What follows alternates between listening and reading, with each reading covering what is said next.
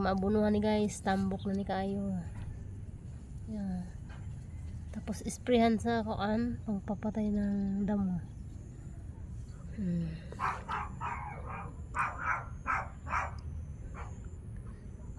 Tambok na siya, bisag pa yung buno guys. Pa.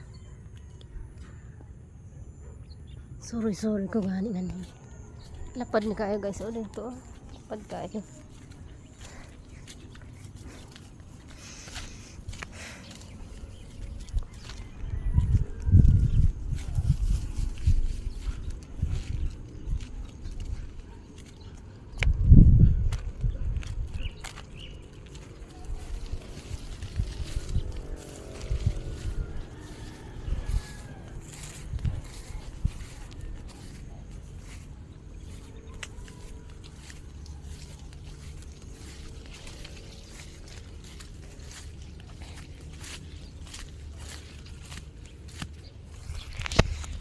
Kini siya guys, mautan ni siya.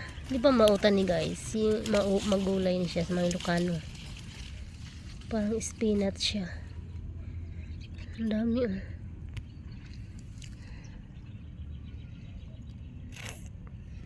Diri lang ni guys, tarlac.